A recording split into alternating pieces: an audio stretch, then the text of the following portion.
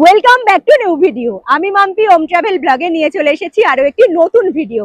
আজ আমি তোমাদেরকে খুব সুন্দর নতুন অফবিট একখানা সমুদ্র সৈকতের সন্ধান দেব আমার এই ভিডিওর মাধ্যমে, যার দূরত্ব কলকাতা থেকে মাত্র 3 থেকে 4 ঘন্টার। কলকাতা থেকে এখানে এসে পৌঁছাবে কেমন করে, যেখানে এসে তোমরা এরকম সুন্দর জলরাশি এবং এরকম সুন্দর সমুদ্র সৈকত দেখতে পারবে। তার সাথে রয়েছে দারুণ সুন্দর ঝাউবন, তার পাশে রয়েছে থাকার খুব সুন্দর ব্যবস্থা, যেখানে খাওয়ার দাওয়ারে রয়েছে বিশাল সম্ভার। চিকেনের বিভিন্ন আইটেম তো রয়েছে, তার সাথে কাঁকড়া, চিংড়ি, পমফ্লেট, আরো কত কি। তাছাড়াও আশেপাশে আরো কোন কোন জায়গাগুলো ঘুরে দেখবে, থাকা খাওয়া মিলিয়ে কত টাকা খরচা হতে পারে, সমস্ত কিছু এ টু জেড ইনফরমেশন তো দেবো। তবে তার আগে অবশ্যই বলবো, ভ্রমণ পিপাসু এবং খাদ্য রসিকদের জন্য এই জায়গাটি হলো পারফেক্ট ডেস্টিনেশন। তাই অবশ্যই বলবো 2-1 দিনের ছুটি থাকলে পরে তোমরা এখানে চলে আসো ঘুরতে। আশা করছি পুরো ভিডিওটি দেখার পরে তোমাদের এই ভিডিওটি ভীষণ ভালো লাগবে। তাই নতুন বন্ধুদের বলছি, এরকম সুন্দর সুন্দর ভিডিওগুলো দেখার জন্য ওম ট্রাভেল ব্লগ সাবস্ক্রাইব করে হাইপ করে আমার পাশে থাকবে। চলো তাহলে বন্ধুরা, আজকের ভিডিও এখান থেকেই শুরু করা যাক।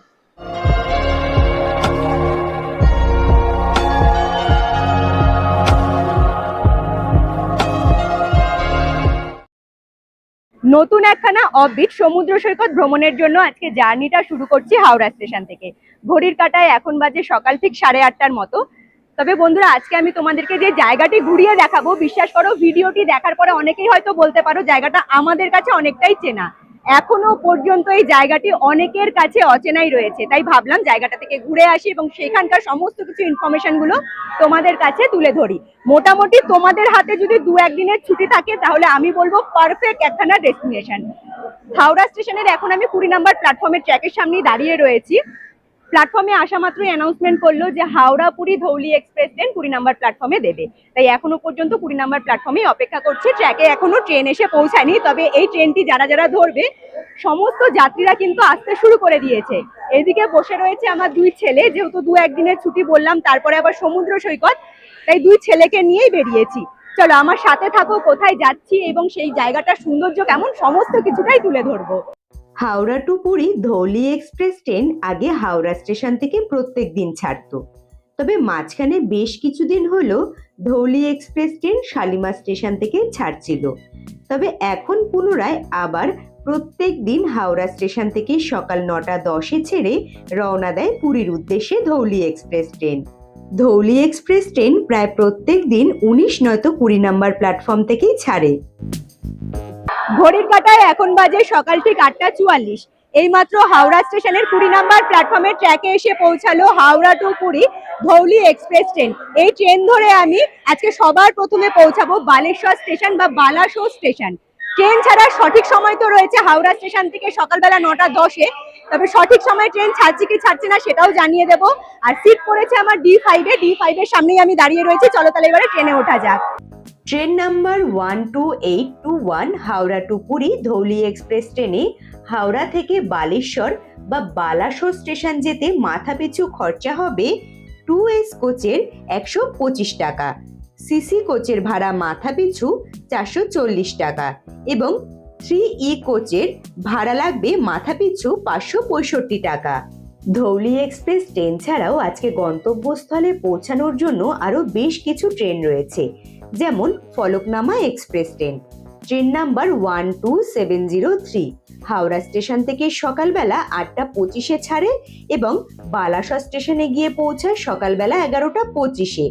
এবং রয়েছে train number 22895 Vande Bharat express train, যে ট্রেনটি সকালবেলা 6:10-এ ছাড়ে হাওড়া স্টেশন থেকে এবং বালাসা স্টেশনে গিয়ে পৌঁছায় সকালবেলা 8:48-এ। ফলকনামা এক্সপ্রেস ট্রেন এবং বন্দে ভারত এক্সপ্রেস ট্রেন ধরলে পরে তোমরা গন্তব্যস্থলে একটু তাড়াতাড়ি পৌঁছে যেতে পারবে।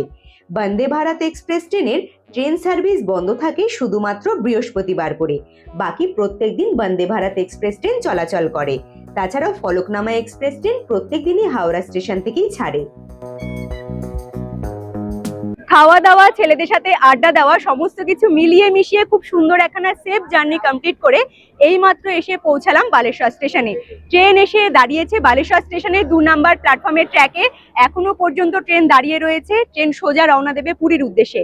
তবে বন্ধুরা, সঠিক সময় ছিল বালেশ্বর স্টেশনে ট্রেন আসার বেলা ঠিক 12টা 58-তে, সেখানে এখন ঘড়ির কাঁটায় বাজে বেলা ঠিক 1টা 20-র মতো।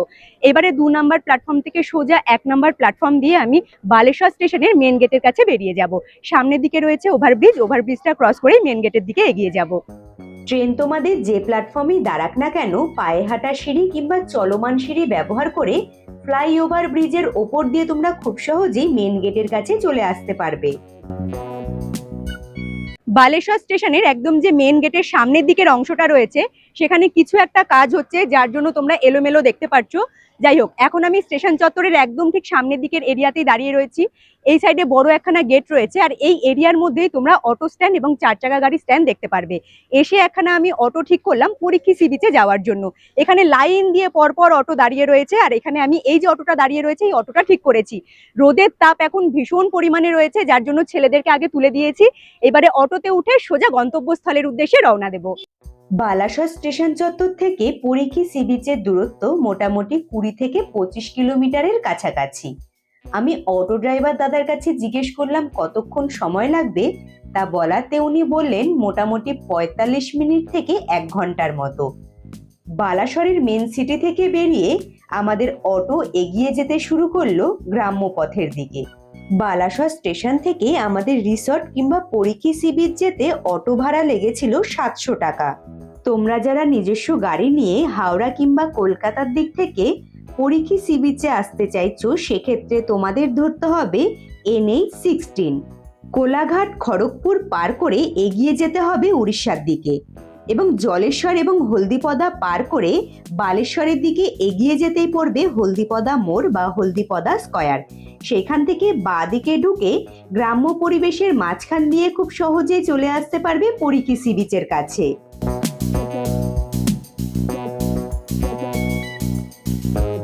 সকালবেলা বেরিয়েছিলাম যে গন্তব্যস্থলে আসার জন্য, ফাইনালি সেই গন্তব্যস্থলে এসে আমি একদম পৌঁছে গিয়েছি। দাঁড়িয়ে রয়েছি এখন এই মুহূর্তে গোল্ডেন স্যান্ড রিসর্টের একদম ঠিক ভেতরে। পরীক্ষী সমুদ্র সৈকত ভ্রমণের জন্য আমি রাত্রিবাসের জন্য বেছে নিয়েছি এই সুন্দর রিসর্টটি, গোল্ডেন স্যান্ড রিসর্ট। একদম পরীক্ষী সমুদ্র সৈকতের সাথেই লাগোয়া নতুন একখানা প্রপার্টি, খুব সুন্দর করে সাজানো হয়েছে। তবে তার আগে যেহেতু এইমাত্র পৌঁছালাম, কিছু ফর্মালিটি রয়েছে, সেইগুলো কমপ্লিট করব, তারপরে চেক ইন করবো এবং রুম ট্যুরটা তোমাদের সাথে নিয়ে একবারে করে নেব। চলো তাহলে ভেতরের দিকে যাওয়া যাক।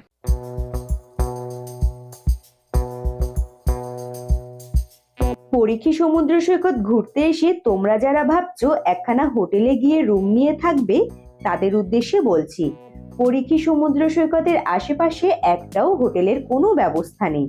থাকার মতো রয়েছে শুধুমাত্র রিসর্টের ব্যবস্থা।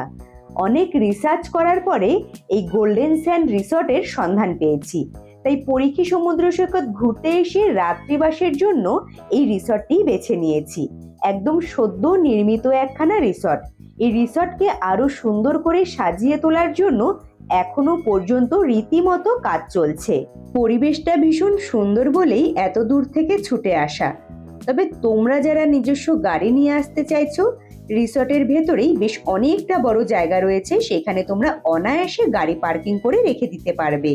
সব থেকে ভালো বিষয় হলো সমুদ্র সৈকতের একদম সাথেই লাগোয়া এই রিসর্ট। রিসর্টের সাথে এই যে তোমরা সারিবদ্ধভাবে ঝাউবনটা দেখতে পাচ্ছ, ঝাউবনের পাশেই রয়েছে সমুদ্র সৈকত। রুম নেওয়ার জন্য যে সমস্ত ফর্মালিটি রয়েছে সমস্ত কিছু কমপ্লিট করলাম, আর হাতে চলে এসেছে এইমাত্র ওয়েলকাম ড্রিঙ্কস। তাই ভাবলাম রুম ট্যুরটা করার আগে ডাবের জল খেয়ে গলাটা ভিজিয়ে নেওয়া যাক। আর খুব সুন্দর এখানে ছাউনি রয়েছে, বসার ব্যবস্থা রয়েছে, এখানে বসেই একদম ওয়েদারটাও বেশ সুন্দর হয়ে গিয়েছে। ডাবের জলটা খেয়ে নেবো, তারপরে তোমাদের সাথে নিয়ে রুম ট্যুরটা করব। পুরো ডাব ভর্তি জল, জলটাও ভীষণ মিষ্টি খেতে।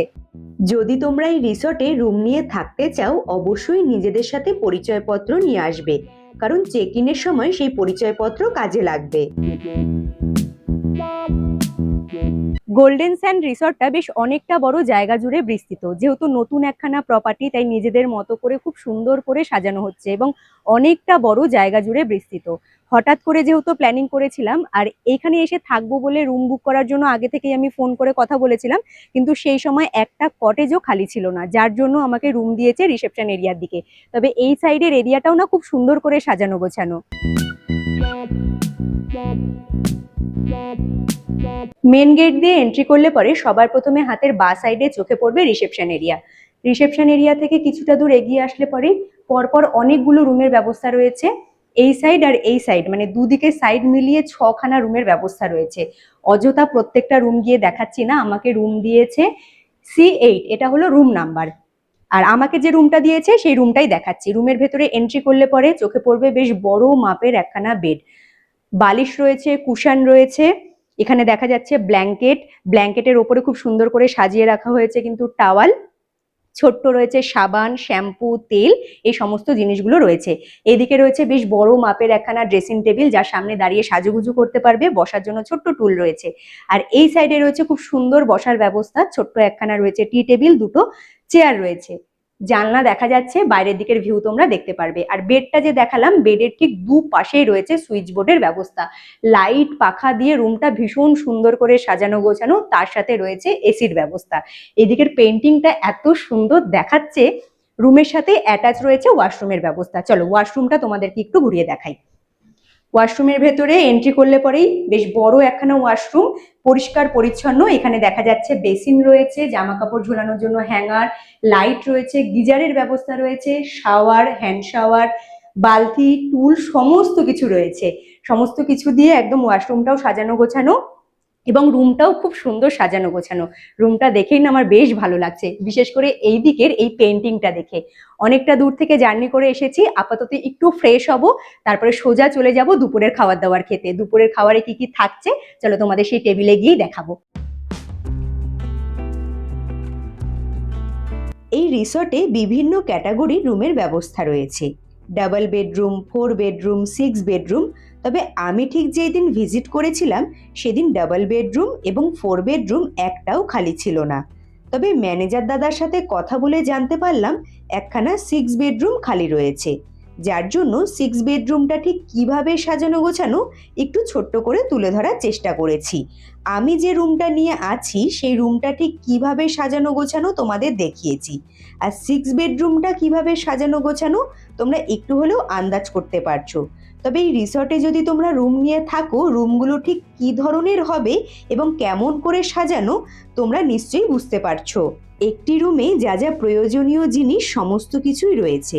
বড় বড় দুটো বেড, বালিশ, কুশন, ব্ল্যাঙ্কেট, টাওয়াল, বসার ব্যবস্থা, লাইট, পাখা, এসি, অ্যাটাচ ওয়াশরুম, সমস্ত কিছু রয়েছে একটি রুমের মধ্যে।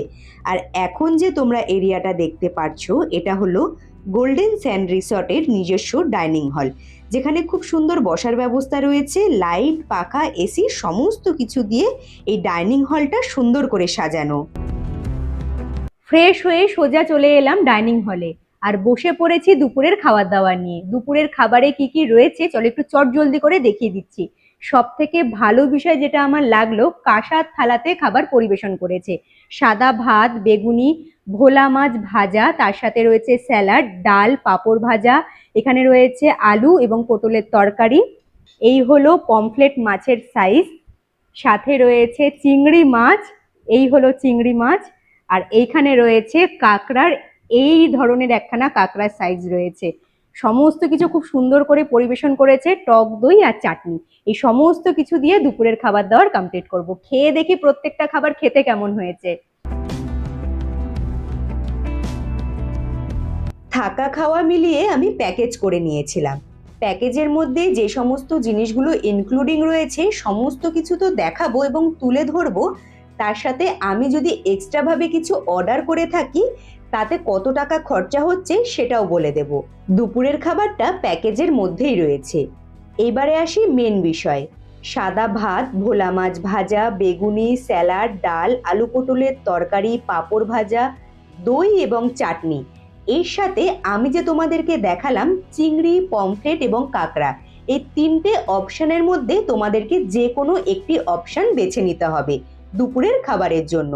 আমি ওমের জন্য নিয়েছিলাম কাঁকড়া, সৌরভ নিয়েছিল চিংড়ি, আর আমি নিয়েছিলাম পমফ্লেট, যাতে 3 রকমের আইটেমটাই আমি তোমাদেরকে তুলে ধরতে পারি এবং দেখাতে পারি খাবারের আইটেমে কি কি থাকতে পারে।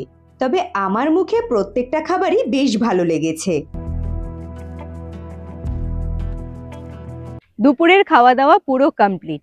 আর একদিনের ছুটিতে যেহেতু এসেছি, রুমে গিয়ে রেস্ট করলে একদম চলবে না, তাই সোজা বেরিয়ে পড়েছি সমুদ্র সৈকতে যাওয়ার জন্য। ব্যাক সাইডে দেখা যাচ্ছে আমাদের রিসর্ট, তবে রিসর্ট থেকে হাঁটা পথেই আমি রওনা দিয়েছি সমুদ্র সৈকতে যাওয়ার জন্য। আর মাঝখানে পড়বে এরকম সুন্দর একখানা জায়গা, পুরোটাই ঝাউবন। ঝাউ গাছ এখন খুব কম দেখা যায়, আর সেখানে পরিখি সি বিচে আসলে পরে তোমরা এরকম সুন্দর ঝাউবন দেখতে পারবে। অসাধারণ জায়গাটা, একদম নিস্তব্ধ একখানা জায়গা, কোনো আওয়াজ নেই, পাখিদের আওয়াজ শোনা যাচ্ছে, অসাধারণ লাগছে। পরিখি সমুদ্র সৈকত ভ্রমণের জন্য আসা তো বটেই, তবে এইখানকার মূল আকর্ষণ বলতেই পারো সুবিস্তীর্ণ এলাকা জুড়ে এই উঁচু উঁচু লম্বা লম্বা ঝাউবন বা ঝাউ গাছ, যার ফাঁক দিয়ে সূর্যের আলো হাতছানি দিচ্ছে। এই দৃশ্য যেন মনমুগ্ধ হয়ে যাওয়ার মতো। চারিদিকের ভিউটা এতটা সুন্দর, না দেখিয়ে থাকতে পারলাম না। পুরো একটু যদি সৌরভকে বলি গোল করে দেখাতে, অসাধারণ। যারা ছবি ক্লিক করাতে চাইছো, ফটোশুট করাতে চাইছো, কোনো রকম ছোট ছোট ভিডিও বানাতে চাইছো, আমি বিশ্বাস করো তোমাদের বলছি এখানে চলে আসো, এত সুন্দর ছবি উঠবে না। জায়গাটা শুধু দেখো, অসাধারণ অসাধারণ। ওইদিকে বেশ কিছু পর্যটকদের আনাগোনা দেখা যাচ্ছে, কতগুলো ছোট ছোট বাচ্চা সেখানে খেলা করছে, আর অনেকেই সমুদ্র সৈকতের দিকে অলরেডি চলে গিয়েছে। আর আমাদের রিসর্টে অনেকেই আছে, বেশিরভাগ সকলেই খাবার দাবার সেরে সমুদ্র সৈকত থেকে স্নান করে এই মুহূর্তে গেল রিসর্টে। তো আমার যেহেতু একটু লেট হয়ে গিয়েছে, সামনের দিকে গিয়ে দেখবো কেমন ধরনের ভিউ আমাদের জন্য অপেক্ষা করে রয়েছে।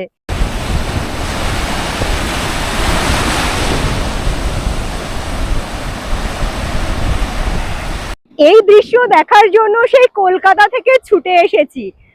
আগে জানতাম পরিখি সি বিচটা অনেকের কাছেই অচেনা, তবে এখানে এসে বুঝতে পারছি পরিখি সি বিচে বেশ পর্যটকদের আনাগোনা বেশ ভালো রয়েছে।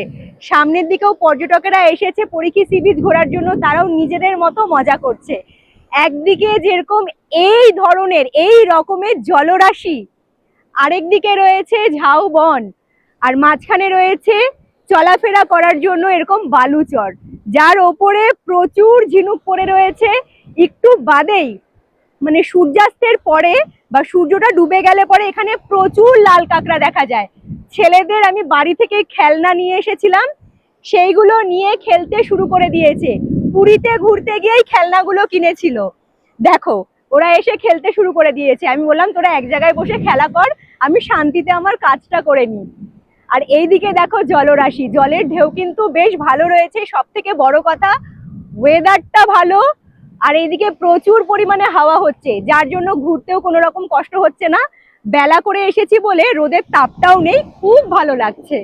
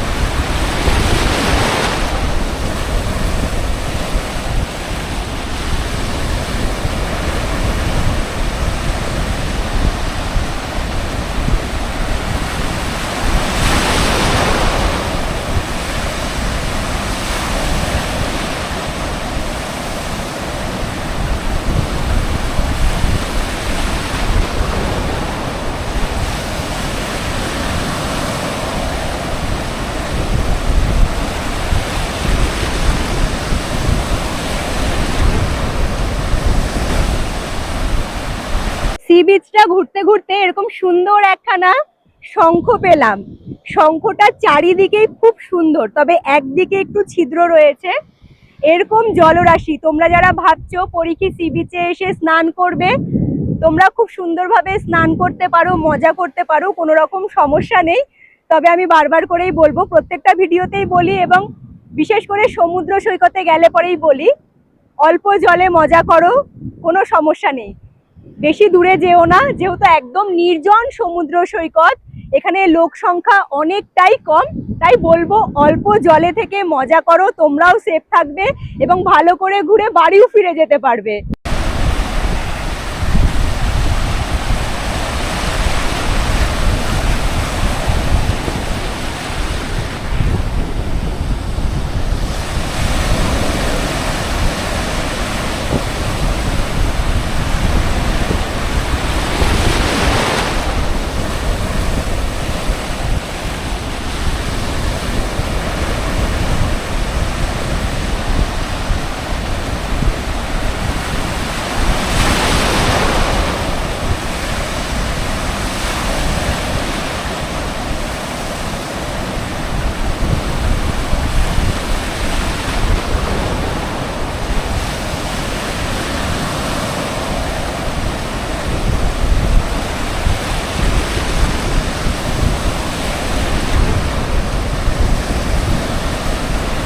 সমুদ্রের পাড়ে দাঁড়িয়েছিলাম, কিন্তু এরকম সুন্দর জলরাশি, এত সুন্দর জলের ঢেউ, এই দেখে কি আর পাড়ে দাঁড়িয়ে থাকা যায়? সমুদ্র তো আমাকে বলছে আয়, কাছে আয়। বাধ্য হয়ে নেমে পড়লাম জলে, প্রায় ভিজে গেছি, ছেলেরা এখনো খেলছে ওইদিকে, খুব মজা করছি। তোমরা যারা প্রিয় মানুষের সাথে সময় কাটাতে চাইছো নির্জন একখানা সমুদ্র সৈকতে বা বলতে পারো একদম নিরিবিলি এলাকাতে, অবশ্যই তোমরা এখানে চলে আসতে পারো। ফ্যামিলিকে সাথে নিয়ে আসতে পারলে পরে খুব সুন্দর মজা করতে পারবে। এমনই একখানা জায়গা পরিকি সি বিচ, তোমরা বন্ধুদের সাথেও আসতে পারো, ফ্যামিলিকে সাথে নিয়ে আসতে পারো, নিজের প্রিয় মানুষকে সাথে নিয়ে আসতে পারো, ভীষণ মজা করতে পারবে।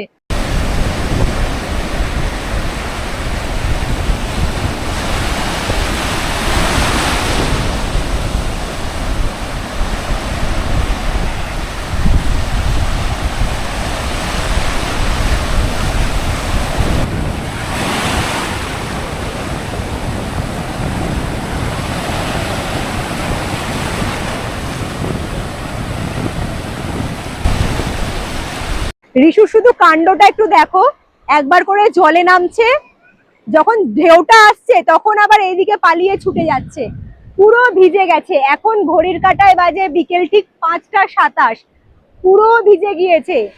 কি অবস্থা শুধু দেখো ওর। আর একদম ভয় নেই। আমার বড় ছেলে দাঁড়িয়ে আছে ওইদিকে, ও নিজের মতো খেলছে, ওকে দেখো, এই হলো ওর অবস্থা। রিশু তুমি কেন ভিজছো? হ্যাঁ দেখো, কোনো ভয় আছে? আমি ওইদিকে ভিডিও শুট করছি, ও এখানে একা একা এইভাবে জলের মধ্যে নেমে খেলা করছে।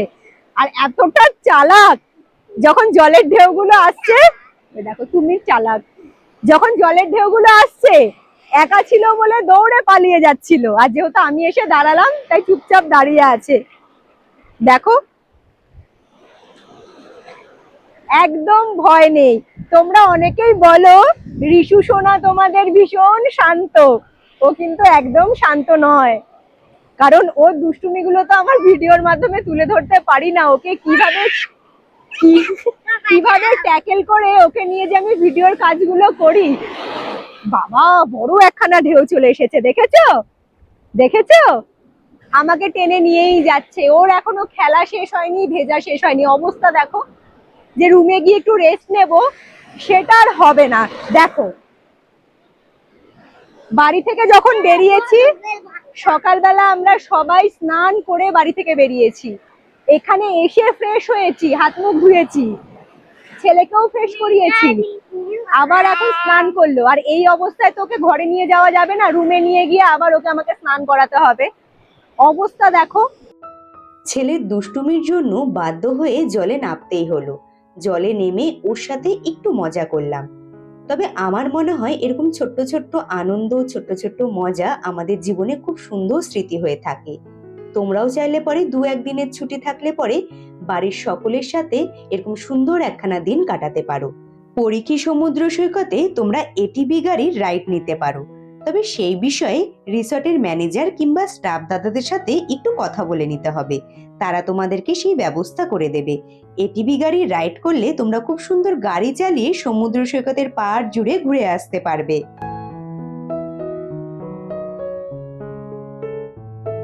বেশ অনেকক্ষণ ধরে এখানে মজা করলাম, সময় কাটালাম, খুব সুন্দর সময় কাটালাম। শুধু বলবো না মজা করেছি, দারুণ সুন্দর সময় কাটিয়েছি।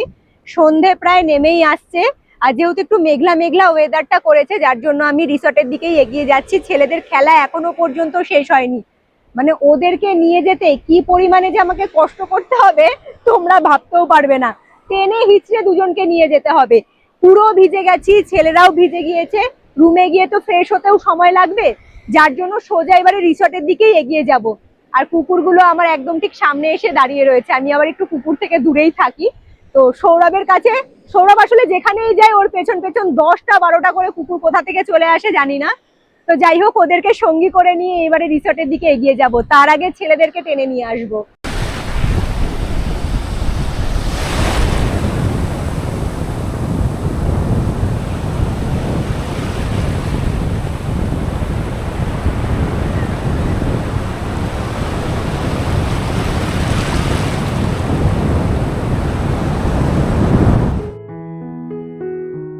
সমুদ্র সৈকত থেকে এসে রুমে গিয়ে একটু স্নান করলাম, পুরো ফ্রেশ হয়েছি, কারণ সমুদ্র সৈকতে যে পরিমাণে ভিজে গিয়েছিলাম আর ছেলে গায়ের মধ্যে প্রচুর বালি দিয়ে দিয়েছিল, যার জন্য রুমে এসে একদম স্নান করলাম। এখন হালকা একটু রেডি হয়েছি, আর বাইরের দিকে বেরিয়েই দেখি এত সুন্দর করে সেজে উঠেছে গোল্ডেন স্যান্ড রিসর্ট, দেখতে অসাধারণ লাগছে। দিনের বেলা যখন এখানে ভিজিট করেছিলাম এক রকমের সৌন্দর্য দেখেছি, এবং এখনকার লুকটা পুরো চেঞ্জ হয়ে গিয়েছে। চারিদিকে বিভিন্ন রঙের আলো জ্বলে উঠেছে, এত সুন্দর লাগছে। তবে দাদা আমাদেরকে নক করলো যে সন্ধ্যেবেলা স্ন্যাক্স পুরো রেডি। তো আমি বললাম যে বাইরেই রাখো, আমি বাইরেই আসছি, তাহলে বাইরের এই সুন্দর ভিউটা দেখাতে পারবো। এখানে খুব সুন্দর বসার ব্যবস্থা রয়েছে, যেখানে সন্ধ্যেবেলা স্ন্যাক্স দিয়ে দিয়েছে। আর অলরেডি আমার দুই ছেলে চা এবং পকোড়া খেতে শুরু করে দিয়েছে। বাবা মা চা খায় না, কিন্তু ছেলে দুটো চা খাওয়ার একদম পটু। এখানে পকোড়া ছিল গরম গরম, আর এই হলো কাপে দিয়েছিল দুধ চা, যা দিয়ে সন্ধ্যেবেলা স্ন্যাক্স কমপ্লিট করব। কেমন হয়েছে ওম খেতে? ভালো, চা তো ভালো লাগবে। রিশু? আমার আমার আমার দারুণ লেগেছে। আমার দারুণ লেগেছে। চলো সন্ধ্যেবেলা স্ন্যাক্সটা কমপ্লিট করে নি।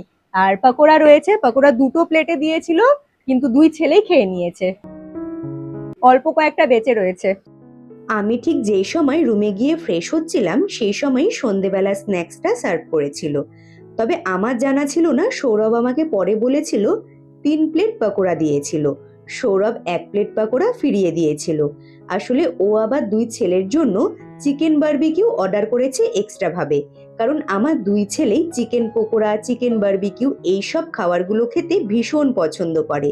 তবে ও ভেবেছিল যদি সন্ধেবেলা চা পকোড়া এসব খেয়ে নেয় তাহলে বেশ মজা করে চিকেন বারবিকিউ খেতে পারবে না, যার জন্যই ফিরিয়ে দেওয়া হয়েছিল।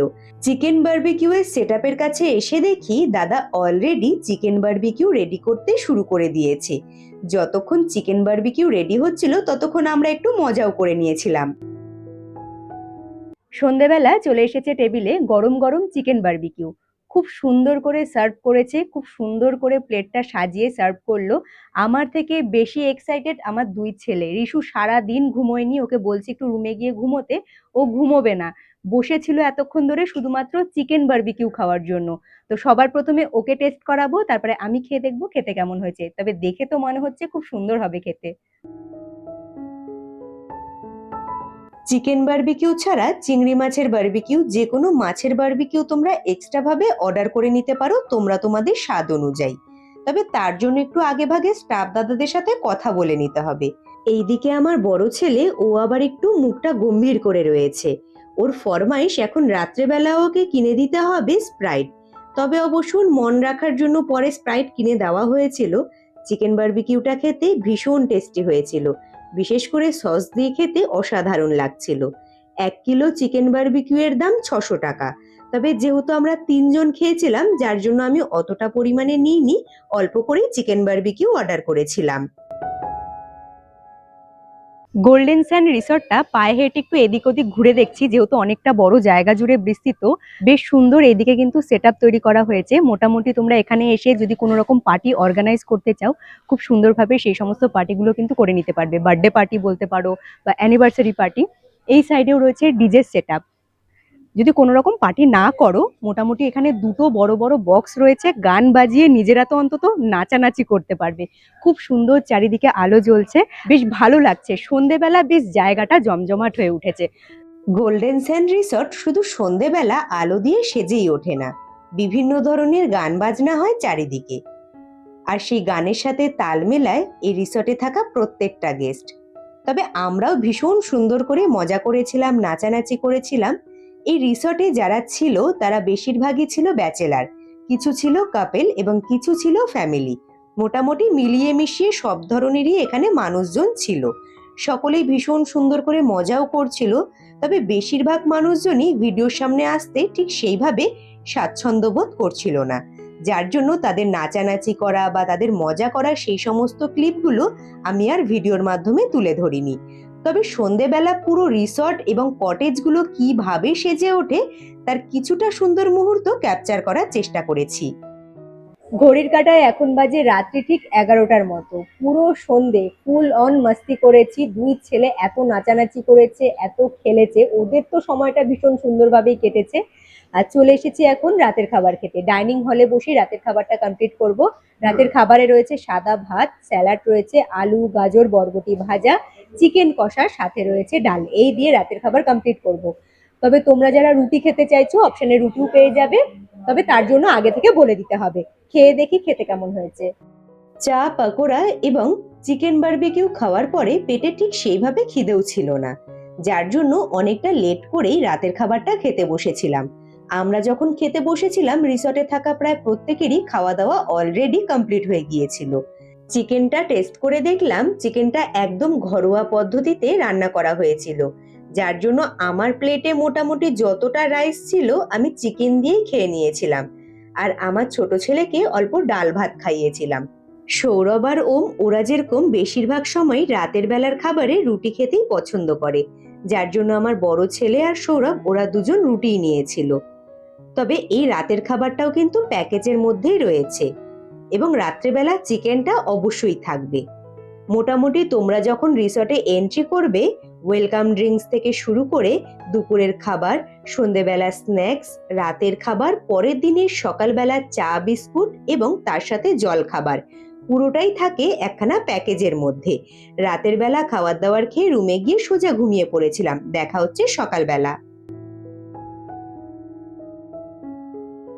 গুড মর্নিং বন্ধুরা। ঘড়ির কাঁটায় এখন বাজে সকাল ঠিক 7:30টার মতো। আমি পুরো রেডি। এই যে ব্যাক সাইডে দেখা যাচ্ছে আমাদের রিসর্ট, রিসর্টের সামনেই দাঁড়িয়ে রয়েছে অটো। অটোতে বসে এবারে সোজা বেরিয়ে পড়বো। পরিখি সি বিচের আশেপাশে কিছু ঘুরে দেখার মতো জায়গা রয়েছে, সেই সমস্ত জায়গাগুলোতে ভিজিট করবো এবং ঘুরে দেখবো। তবে সব থেকে মজাদার বিষয় হলো, যে সমস্ত জায়গাগুলো আমরা ঘুরে দেখবো, প্রত্যেকটা জায়গা নৌকা ভ্রমণের মাধ্যমে ঘুরে দেখবো। এইখানকার এটা হলো একখানা খাসিয়াত বলতেই পারো। তোমরা পরিখি সি বিচে এসেও খুব সুন্দর নৌকা ভ্রমণের সুযোগ সুবিধা পেয়ে যাবে। দেরি করব না, অটোতে উঠে পড়বো। আর অটোতে উঠে সোজা আমরা বেরিয়ে পড়বো ঠিক যেখান থেকে নৌকা ভ্রমণটা শুরু হবে সেখানে যাওয়ার জন্য।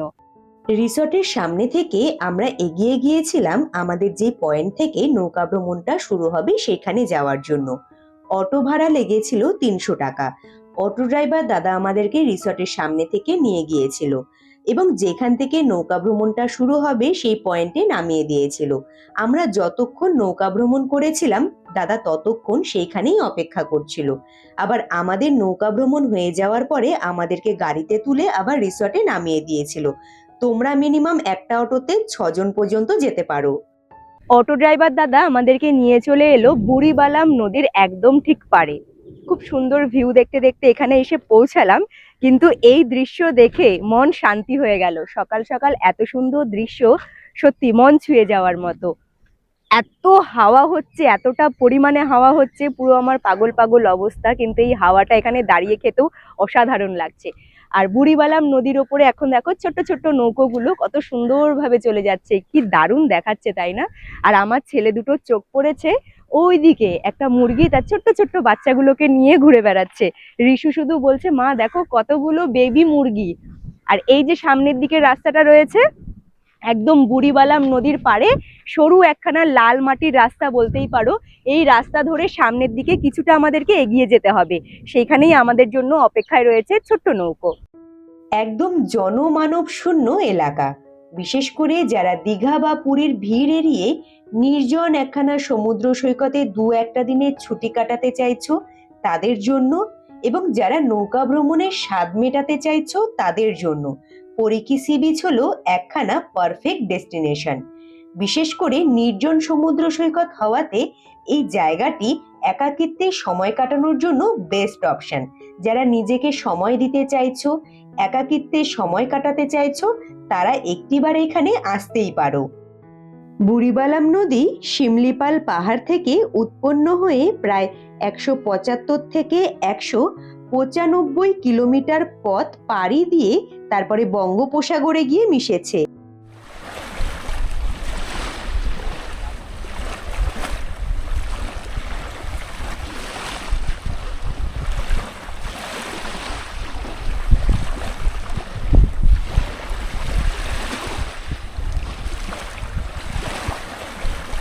বুড়িবালাম নদীর পাড় ধরে বেশ সুন্দর হাঁটতে হাঁটতে চলে এলাম আমাদের নৌকোর সামনে, যে নৌকোতে বসে আজকে পরিকি সি বিচের আশেপাশে কিছু দর্শনীয় স্থান বা সাইট সিন বলতে পারো, সেই সমস্ত সাইট সিন গুলো ঘুরবো।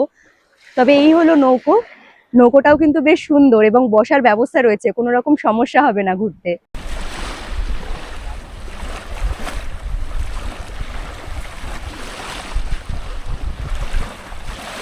সুন্দর ভিউ দেখতে দেখতে এগিয়ে চলছি আমাদের ডেস্টিনেশনের দিকে। আর যেখানে যাচ্ছি সেখানে গিয়ে কেমন ভিউ আমরা দেখতে পারবো সেটা তো ক্যামেরা বন্দি অবশ্যই করব। এখানে খুব সুন্দর বসার ব্যবস্থা রয়েছে, দুই ছেলেকে সাথে নিয়ে বসে দারুণ সুন্দর এই প্রকৃতি অনুভব করছি। সামনের দিকে ওম বসে রয়েছে। তবে সত্যি কথা বলতে জলের ওপরে বা জলের ওপর দিয়ে জার্নি করতে আমার একটু ভয় করে, দুই ছেলের একদম ভয় নেই।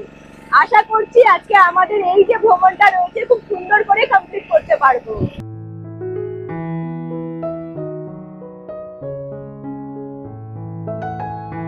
মোটামুটি 1 থেকে 1.5 ঘন্টার নৌকা ভ্রমণ, যে নৌকা ভ্রমণ করতে মাথাপিছু খরচা হয়েছিল 400 টাকা করে। বুড়িবালাম নদীর পাড় জুড়ে রয়েছে সবুজে মোড়া ঘন জঙ্গল। নৌকা ভ্রমণে চোখে পড়বে বুড়িবালাম নদীর ওপরে ভেসে বেড়ানো শয়ে শয়ে ট্রলার। চোখের সামনে এক নিমেষের জন্য ফুটে উঠবে মাঝি দাদা বা জেলে দাদাদের জীবনযুদ্ধ। তারা দিনের পর দিন, মাসের পর মাস এইভাবেই শুধুমাত্র ট্রলারের মধ্যেই থেকে যায় মাছ ধরার জন্য, যে মাছ ধরে তারা সুন্দরভাবে তাদের জীবন অতিবাহিত করতে পারবে। তাদের জীবনযুদ্ধ, তাদের জীবিকা সবকিছুই হলো জলের মধ্যে থাকা এবং মাছ ধরা। পরিকি সি বিচে নৌকা ভ্রমণ করার এক আলাদা রকমের অভিজ্ঞতা অবশ্যই আমার হচ্ছে। আশা করছি তোমরাও যদি এই নৌকা ভ্রমণটা করো তোমরা ভীষণ সুন্দর করে মজা করতে পারবে। মানে চারিদিকের ভিউ গুলো শুধু দেখছি, এক এক দিকের এক এক রকমের ভিউ, অনবদ্য ভিউ, খুব ভালো লাগবে, মন ছুঁয়ে যাবে।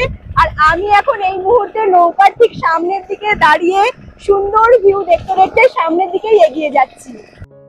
বুড়িবালাম নদী হলো একখানা ঐতিহাসিক নদী। ভারতের উড়িষ্যা রাজ্যের ময়ূরভঞ্জ ও বালেশ্বর জেলার মধ্যে দিয়ে প্রবাহিত হয়েছে, যে নদীকে বুড়িবালাম ছাড়াও বালাঙ্গা নদীও বলা হয়ে থাকে। 1915 সালের 9 সেপ্টেম্বর বুড়িবালামের যুদ্ধের কথা আশা করছি কম বেশি আমরা সকলেই জানি। মানে এখন যেই জায়গাতে আমরা রয়েছি দুধারে রয়েছে ঘন জঙ্গল, আর এটা হলো খাড়ি, খাড়ির মাঝখান দিয়ে আমাদের বোটটা এগিয়ে যাচ্ছে। এত সুন্দর ভিউ, মানে পরিকি সি বিচে আসলে পরেও তোমরা কিন্তু সুন্দরবনের একখানা ফিল পাবে।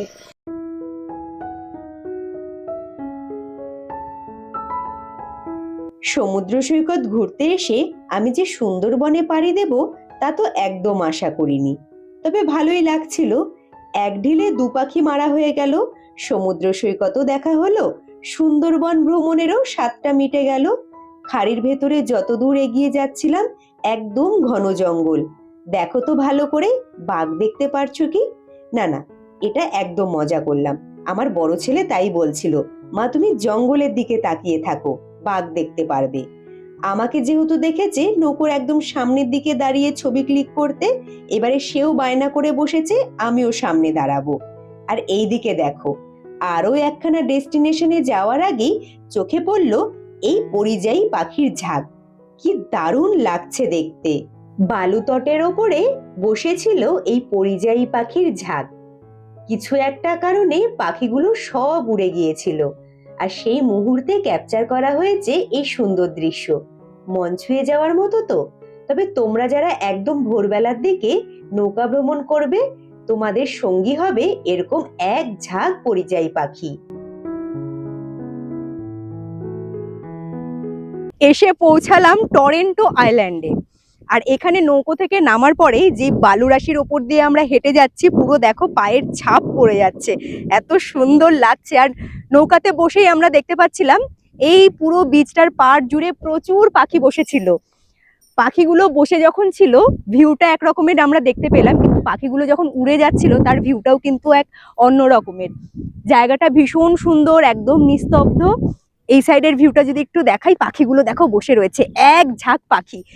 কিছু পাখি বসে রয়েছে একদম বিচের পাড়ে, আর কিছু পাখি বসে রয়েছে দেখো একদম জলের ওপরে সারিবদ্ধভাবে। দেখতে কি দারুণ লাগছে। পরিখি সি বিচ এখন এমনই একখানা পর্যটন কেন্দ্র যেখানে তোমরা বছরের যে কোনো সময় ভিজিট করতে পারো। তবে হ্যাঁ, নৌকা ভ্রমণে যেহেতু আমাদেরকে অনেকগুলো জায়গাতে ভিজিট করতে হবে, তাই আমি বলবো সব থেকে ভালো সময় হবে একদম ভোরবেলার দিকে নৌকা ভ্রমণ করা, আর নয়তো বিকেল বেলা। কারণ গরমের সময় যদি তোমরা বেলার দিকে নৌকা ভ্রমণ করো, অতিরিক্ত কষ্ট হতে পারে। পেছন দিকে ছেলে দুটো খেলছে, ওরা নৌকো থেকে নেমেই বলছে মা একটু খেলা করবো। আমি বলছি হ্যাঁ খেলা করো। সব থেকে ভালো লাগছে যে সমুদ্র সৈকতটা রয়েছে পুরো বিচের পাড় জুড়ে, প্রচুর শঙ্খ শামুক পড়ে রয়েছে, এত সুন্দর দেখাচ্ছে না। একদিকে সমুদ্র সৈকত, একদিকে ঝাউবন, আর প্রচুর দেখলাম ক্যাকটাস গাছ। এখানে প্রচুর ক্যাকটাস গাছ দেখতে পারবে। তারপরে দেখলাম আমরা কাজু বাদাম গাছ। অসাধারণ একখানা অভিজ্ঞতা। আমি অবশ্যই বলবো তোমরা পরিখি সি বিচ আসলে পরে নৌকা ভ্রমণটা মাস্ট করবেই। এত সুন্দর দৃশ্য সত্যি ভোলার মতো নয়। আর সব থেকে বড় কথা, তোমরা যেখানেই যাবে না, প্রত্যেকটা জায়গার সৌন্দর্য আলাদা রকমের। দুই ছেলে নিজের মতো মজা করছে। আর নৌকো থেকে নেমেছি, ছোট্ট ছোট্ট চুনো মাছ সেগুলো পড়েছিল আর ট্রিং ট্রিং করে লাফাচ্ছিল।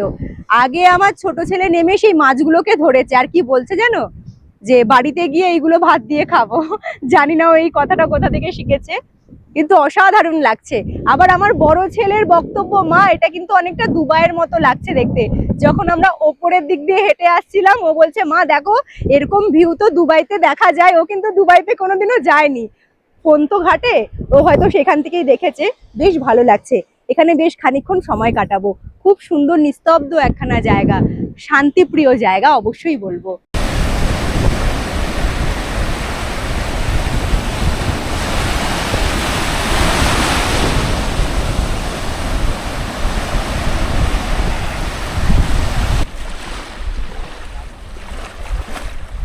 বুড়িবালাম নদীর পাড়ে ঠিক যেখান থেকে সকালবেলা নৌকা ভ্রমণ শুরু করেছিলাম, ঠিক সেখানে এসে নৌকা ভ্রমণটা আজকের মতো আমার কমপ্লিট হলো। খুব সুন্দর অভিজ্ঞতা।